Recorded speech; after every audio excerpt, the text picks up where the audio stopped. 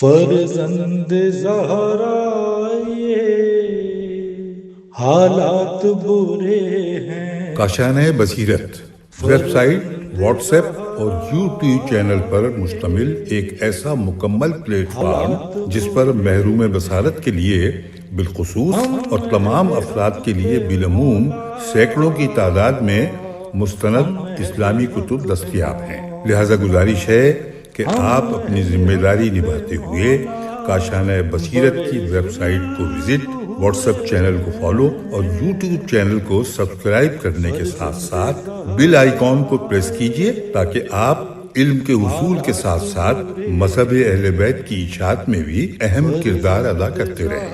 کاشانۂ بصیرت حالات برے ہیں۔ اعوذ باللہ من الشیطان الرجیم، بسم اللہ الرحمن الرحیم۔ کتاب انقلاب مہدی کی ریکارڈنگ 9 کے ساتھ حاضر خدمت ہوں۔ کاشانۂ بصیرت کے بصیرت سامعین کو میرا سلام پہنچے۔ جس صفحے سے ہم آج کی ریکارڈنگ کا آغاز کریں گے وہ ہے صفحہ نمبر 127، اور اس میں جس عنوان سے ہم شروع کریں گے آج وہ حوالہ ہے سورہ نور آیت نمبر 55 کا۔ یہاں یہ بتانا میں ضروری سمجھتی ہوں کہ اس آیت کا حوالہ دیا گیا ہے جو عنوان تھا عظیم عالمی مصلح آیات قرآنی کی روشنی میں۔ تو آئیے پڑھنے کی ابتدا کرتے ہیں۔ بسم اللہ الرحمن الرحیم۔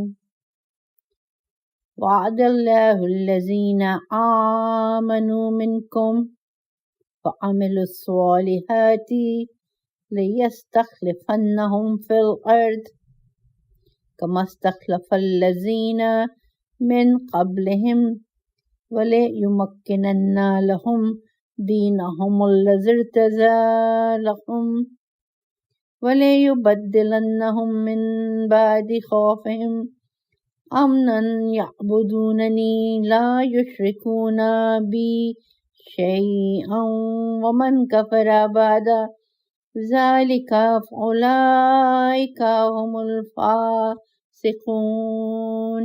اس آیت میں با ایمان اور شائستہ لوگوں سے بہت ہی صراحت کے ساتھ 3 وعدے کیے گئے ہیں، اور آپ یہ بھی جانتے ہیں کہ ہر وعدے میں 3 ارکان پائے جاتے ہیں۔ نمبر 1، وعدہ دینے والا جو یہاں پر خداوند عالم ہے۔ نمبر 2، وعدہ لینے والا جو الذین آمنوا وعملوا الصالحات یعنی صالح مومنین ہے۔ نمبر 3، اور جس چیز کا وعدہ کیا جائے وہ حسب ذیل 3 چیزیں ہیں۔ نمبر 1، استخلف فی الارض، خداوند عالم کی نیابت اور نمائندگی کے طور پر روئے زمین کی حکومت یعنی حق و عدل کی حکومت۔ نمبر 2، تمکین دین، زندگی کے ہر شعبے میں انہی قوانین کی حکمرانی اور ان کا معنوی اثر۔ نمبر 3، خوف کا امن سے بدل جانا، خوف اور ناامنی کے اسباب و علل کا خاتمہ، نیز روئے زمین پر ہر جگہ اطمینان و سکون اور امن و امان کی برقراری۔ کلمہ تمکین کے اور دوسرے موارد پر استعمال سے معلوم ہوتا ہے کہ تمکین دین کا مقصد یہ ہے کہ الہی تعلیمات زندگی کے ہر شعبے پر چھا جائیں گی اور اس کی جڑیں مضبوط ہو جائیں گی، نہ یہ کہ صلح و آزادی و انسانی حقوق جیسے الفاظ کے مانند جو آج اپنے دھوکے باز اور جھوٹے حمایتیوں کے ہاتھ میں کھلونا بنے ہوئے ہیں، اور یہ لوگ اس سلسلے میں صرف جوشیلے نعرے لگانے کے لیے اپنے گلے پھاڑتے ہیں، لیکن عمل میں اس کا کہیں نام و نشان بھی نہیں۔ گویا یہ خیالاتی الفاظ ہیں جس کو صرف خواب و خیال کی دنیا ہی میں پایا جا سکتا ہے۔ اس زمانے میں اسلام کی زندگی اور آزادی بخشنے والی تعلیمات صرف ظاہری اور خشک رسومات میں گرفتار نہ ہوں گی، اور نہ صرف زمانی جمع خرچ کی حد تک ہوں گی، بلکہ زندگی کے ایک فارمولے کی طرح ہر شعبے میں اپنے قدم جمائیں گی۔ بنیادی اور اساسی طور پر عملی زندگی میں ان کی تعمیر کی جائے گی، اور یہ اصول صرف ایوانوں پر نقش و نگاری کی حد تک محدود نہیں رہیں گے۔ اس وقت علم و آگہی اور احساس ذمہ داری ہمہ گیر ہو جائے گی۔ اس کی عمومیت اور پھیلاؤ لوگوں کو الفاظ سے کھیلنے نیز تعمیری مفاہیم اور مطالب کو مسخ کرنے کی مہلت نہیں دے گی، کیونکہ یہ باتیں صرف ان معاشروں میں ممکن ہیں جن میں علم و آگہی اور احساس ذمہ داری ہمہ گیر یا بحد ضرورت موجود نہ ہو، ورنہ اس طرح کے بچگانہ کھیلوں کی مہلت اور فرصت باقی نہیں رہتی۔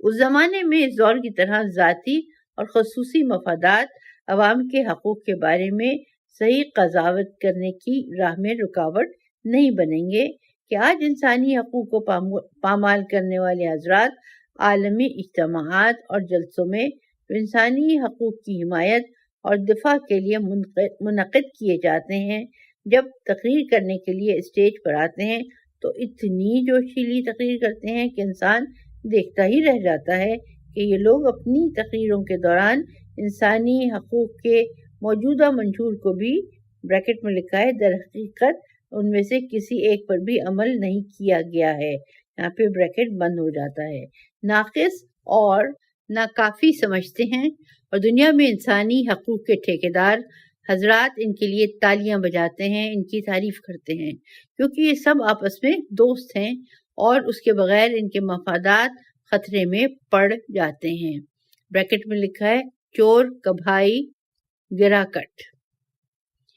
اس دور میں امن و امان خوف اور ڈر کے سائے میں برقرار نہیں ہوگا، اور نہ وہ امن اس طرح کا ہوگا جو کبھی کبھی اس دنیا میں خوفناک اسلحوں کے ڈر سے برقرار ہو جاتا ہے، کیونکہ یہ امینت کے بجائے وحشت اور خوف کا تعادل ہے، اور دراصل یہ سکون و اطمینان، امن و امان جنگ کے دردناک نتائج کے خوف کی وجہ سے برقرار ہونا ہے، نہ کہ اپنی حقیقی ضرورت کے سبب، اس لیے کہ جس دن اس وحشت کا تعادل متزلزل ہو جاتا ہے اسی دن یہ جھوٹا امن و امان بھی ختم ہو جاتا ہے۔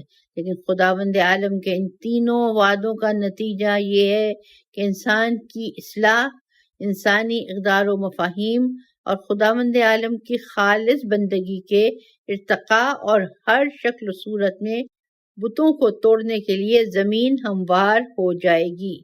یعبدوننی ولا یشرکون بی شیئا۔ بہتر ہے کہ اس آیت کے ذیل میں مفسرین کے اقوال پر بھی ایک نظر ڈال لی جائے۔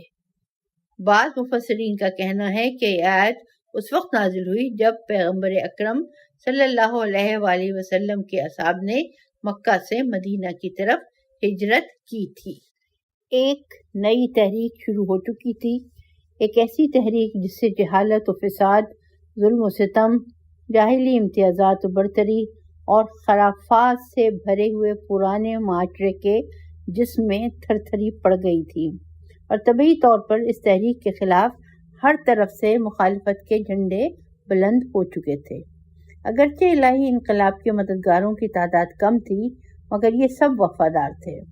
وہ اس نئے محرک دین کی عظیم فعالیت سے فائدہ اٹھاتے ہوئے حالات کی باغ ڈور اپنے ہاتھ میں لیے ہوئے تھے، اور بہت ہی پامردی کے ساتھ ان حالات کا مقابلہ کر رہے تھے، لیکن مخالفوں کی تعداد اور ان کا ہلڑ ہنگامہ اتنا زیادہ تھا کہ ان کی حقانیت کی آواز دشمنوں کے شور و غل میں گم ہو جاتی تھی۔ قبیلوں کی مخالفت اس قدر شدید تھی کہ پیغمبر اسلام کے انقلابی سپاہی ہر وقت چوکنا اور آمادہ رہا کرتے تھے۔ ہر شب اسلحے کو سینے سے لگا کر سوتے اور صبح کو جنگ کے وزنی اور چست کپڑوں اور اسلحوں کے ساتھ بیدار ہوتے تھے۔ ایک طولانی مدت تک اسی حالت میں باقی رہنا بہت مشکل تھا، لیکن شمشیر کو پہلو میں لٹکا کر ڈھال، خود اور زرہ کے ساتھ ہمیشہ سویا جا سکتا ہے۔ وہ بھی اچاٹ نیند سے۔ کبھی کبھی وہ یہ تمنا کیا کرتے تھے کہ اے کاش وہ زمانہ آ جائے کہ ایک ہی شب کے لیے صحیح آرام سے بستر پر سو سکیں اور دشمن کی طرف سے کسی خطرے کا ڈر نہ ہو، نہ نماز کے وقت دشمن کے غافل گیرانہ حملے کی وحشت ہو اور نہ رات کی تاریکی میں دشمن کے شب خون مارنے کا ڈر ہو۔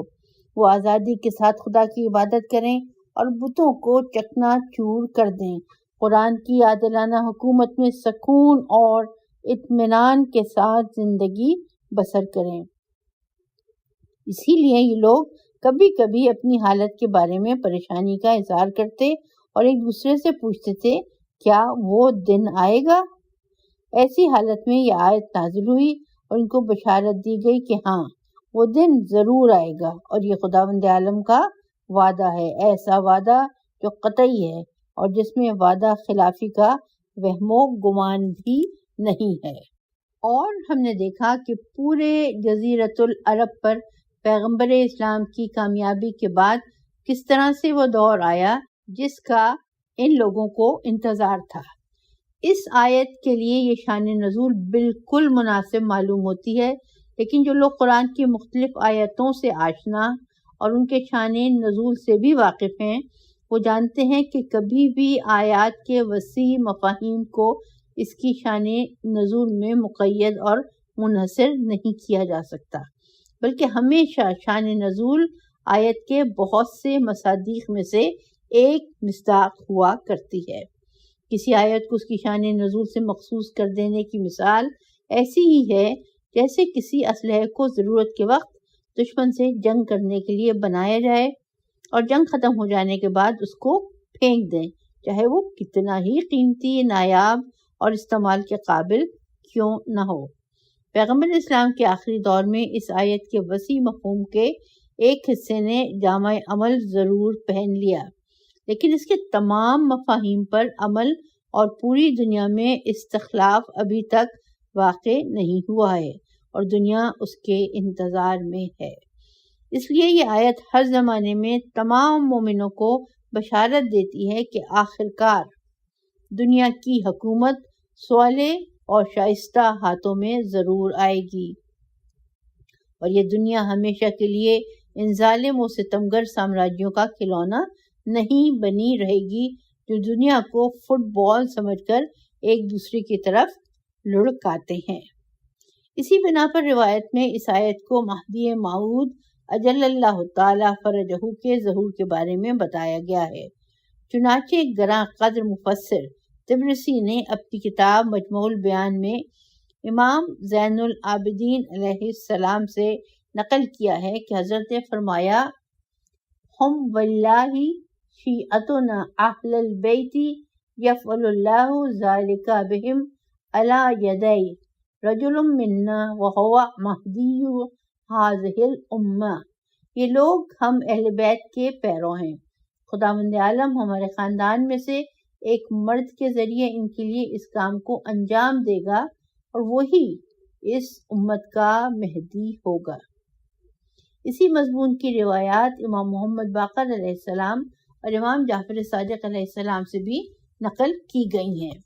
مرحوم طبرسی نے اس کے بعد اس بات کا اضافہ کیا ہے کہ یہ آیت مطلق ہے اور اس میں پورے کرۂ ارض کی خلافت شامل ہے، اور چونکہ خداوند عالم کا یہ وعدہ ابھی تک پورا نہیں ہوا ہے، لہٰذا اس کے انتظار میں رہنا چاہیے۔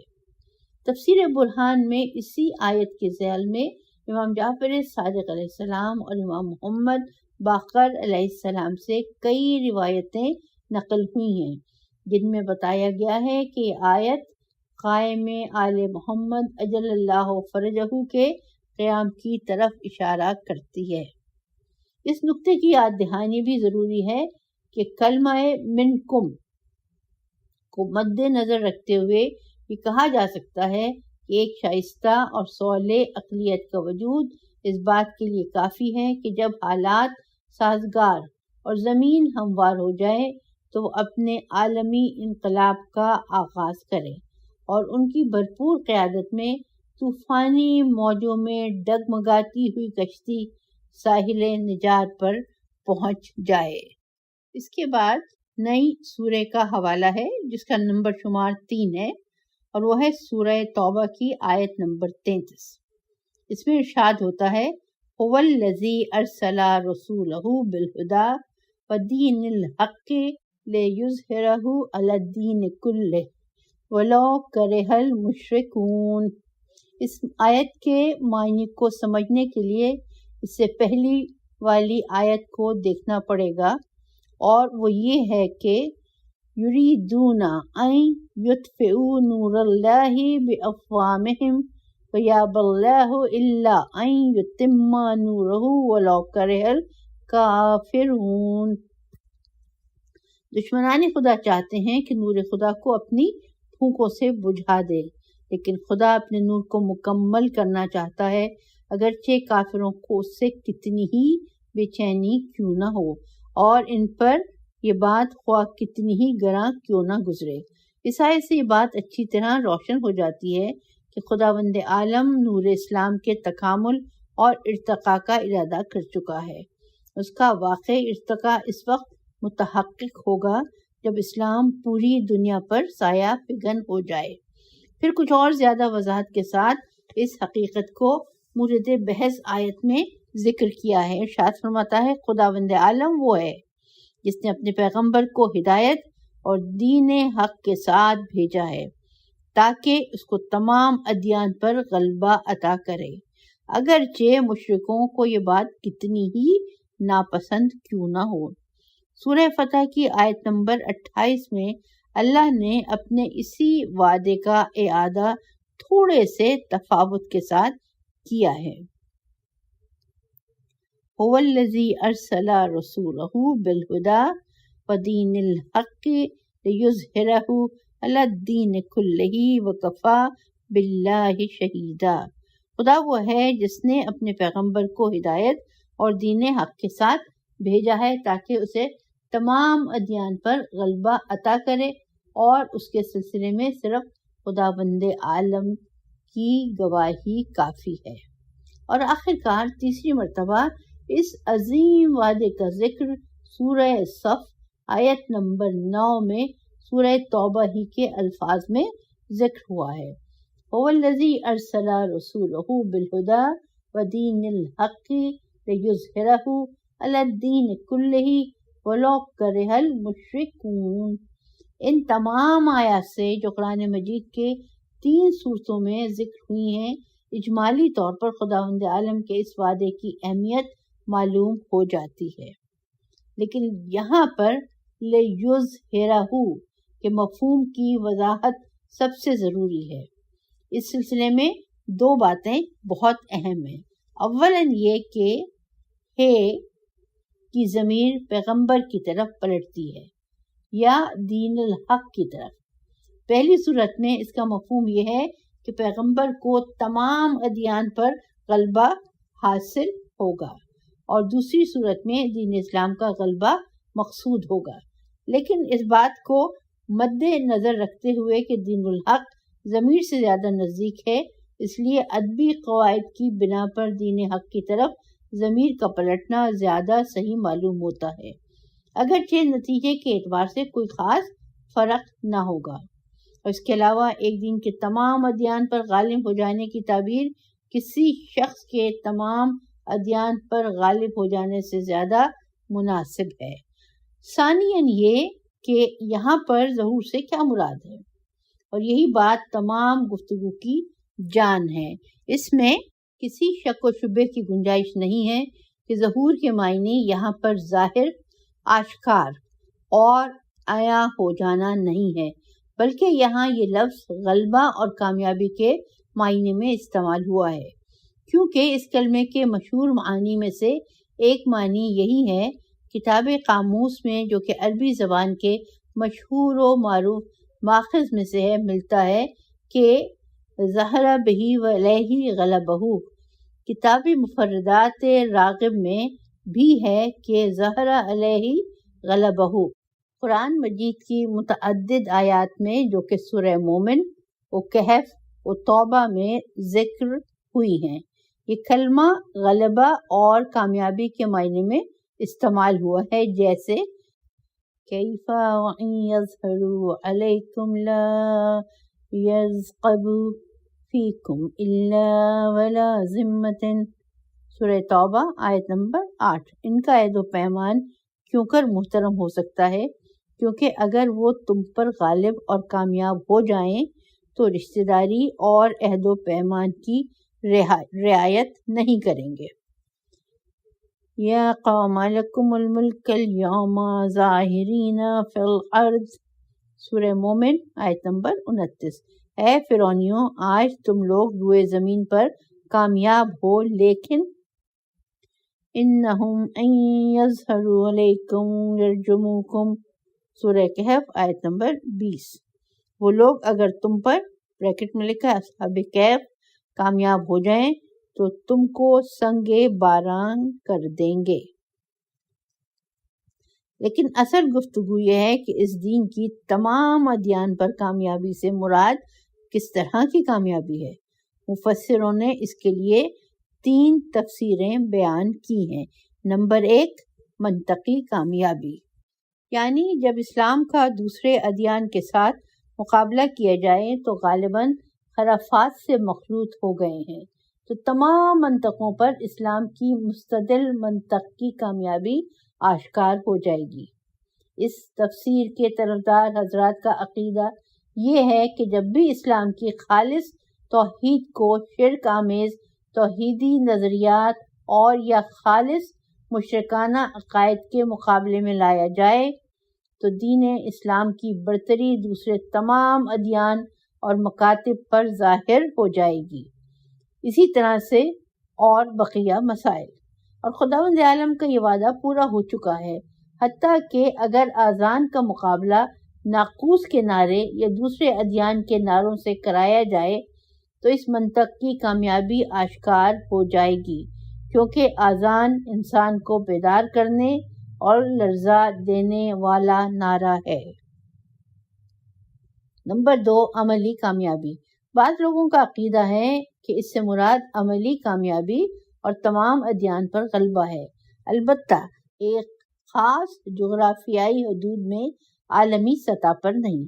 یہ وعدہ بھی پورا ہو چکا ہے، کیونکہ اسلام پیغمبر اکرم صلی اللہ علیہ وآلہ وسلم کے زمانے میں شبہ جزیرۃ العرب اور آپ کے بعد دنیا کی ایک بہت بڑی آبادی پر غالب ہو چکا ہے، اور ان علاقوں میں جن کی سرحدیں دیوار چین بلکہ اس کے ماورا سے لے کر بحر اٹلانٹک تک پھیلی ہوئی تھیں. دوسرے مذاہب اور ادیان کے پیروں نے اسلام کے سامنے سرے تعظیم خم کر دیا، حتیٰ کہ ان ملکوں سے حکومت اسلامی ختم ہو جانے کے بعد بھی ایک مکتب اور ایک مستقل دین کی حیثیت سے ان علاقوں میں اسلام کا ڈنکا بج رہا ہے. نمبر 3، حقیقی کامیابی. مراد یہ ہے کہ روئے زمین پر عالمی سطح پر اسلام کو حقیقی کامیابی اور غلبہ حاصل ہوا ہے کہ اس میں ثقافتی، معاشی اور سیاسی کامیابی بھی شامل ہو جائے گی. اس تفسیر کو شیعہ مفسروں کے علاوہ بعض سنی مفسروں نے بھی قبول کیا ہے. مسلماً یہ وعدہ ابھی تک پورا نہیں ہوا ہے اور یہ صرف مہدی موعود کی عالمی حکومت پر منطبق ہوتا ہے کہ آپ کے زمانے میں پوری دنیا پر حق و عدل کی حکومت قائم ہو جائے گی اور یہ دین عالمی سطح پر تمام ادیان و مذاہب پر غالب ہو جائے گا. لیکن ہمارے پاس کچھ ایسے قرائن موجود ہیں جس سے یہ بات ثابت ہوتی ہے کہ تیسری تفسیر بقیہ تمام تفاسیر سے بہتر ہے، کیونکہ اولاً وہ غلبہ و کامیابی جس کو ہم کلمہ ظہور سے سمجھتے ہیں، ظاہراً اس سے مراد حسی اور عینی غلبہ ہے، نہ کہ ذہنی و فکری غلبہ. اور یہی وجہ ہے کہ قرآن کریم کی جتنی آیات کو اس سلسلے میں بیان کیا گیا ہے، کسی بھی آیت میں ظہور ذہنی غلبے کے معنی میں استعمال نہیں ہوا ہے، بلکہ اگر گزشتہ آیات کو ایک دفعہ پھر توجہ کے ساتھ پڑھیں تو آپ پر یہ بات اچھی طرح واضح ہو جائے گی کہ ان تمام موارد پر ظہور عینی اور حصی غلبے کے معنی میں استعمال ہوا ہے۔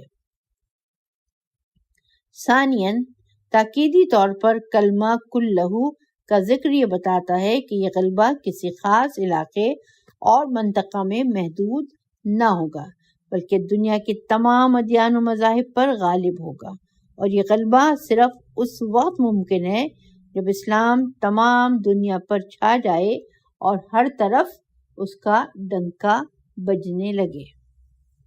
ثالثاً، مذکورہ بالا آیت کی تفسیر میں جو روایتیں بیان ہوئی ہیں وہ اس بات کی تائید کرتی ہیں کہ تفسیر صوم ہی صحیح ہے، کیونکہ نمبر 1 عیاشی عمران بن میسم سے اور وہ ابایا سے نقل کرتے ہیں کہ امیر المومنین نے جب اس آیت هو الذی ارسل رسولہ بالہدی ودین الحق کی تلاوت فرمائی تو اپنے اصحاب سے دریافت کیا اظہرا ذالک، کیا یہ کامیابی حاصل ہو گئی ہے؟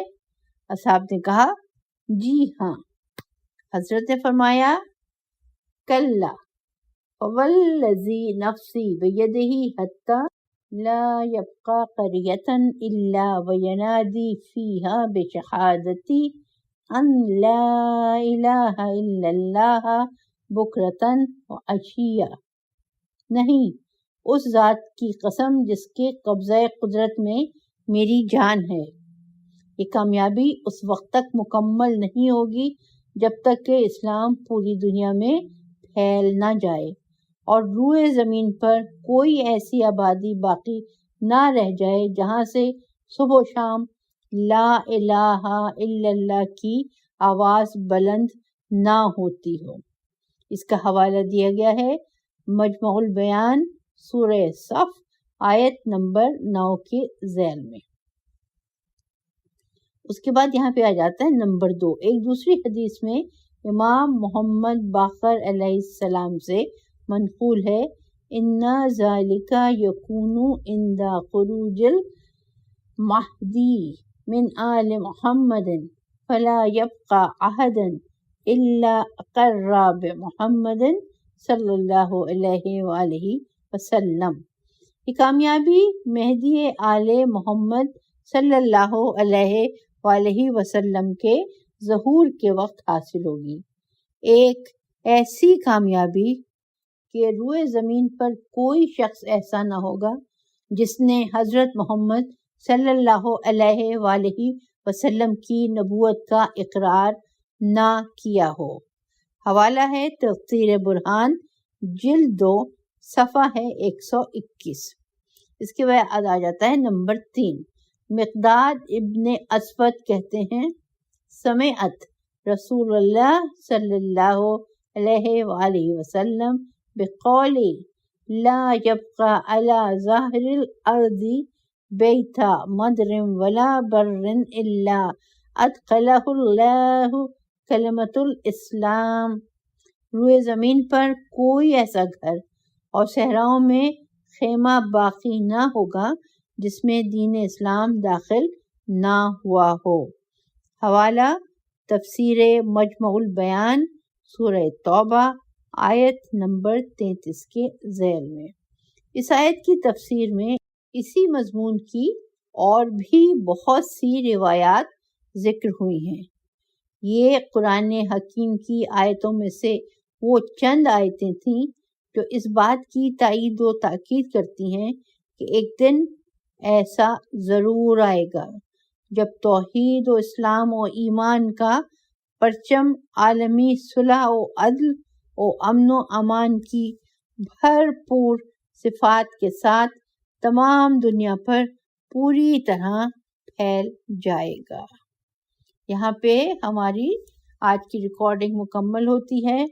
یہ تھا صفحہ نمبر 140، کیونکہ جو صفحہ نمبر 141 ہے اس سے نیا عنوان یا یوں کہوں کہ نیا چیپٹر شروع ہو رہا ہے، اور اس چیپٹر کا نام ہے عالمی مصلح اہل سنت کی کتب حدیث میں، اور اس عنوان کے تحت جو صفحہ شروع ہوگا جس میں اس کا مضمون تحریر کیا گیا ہے وہ صفحہ ہے صفحہ نمبر 142۔ تو انشاءاللہ پھر آپ سے ملاقات ہوگی ان دعائیہ کلمات کے ساتھ کہ پروردگار عالم آپ کے اور میرے مرحومین کی مغفرت فرمائے، اور پروردگار عالم ہمارے اعمال کو اس قابل عطا کرے کہ جب ہمارے وقت کے امام کا ظہور ہو تو ہم اور ہماری نسلیں ان کے ساتھیوں میں شامل ہونے کا شرف حاصل کر سکیں۔ فی امان اللہ۔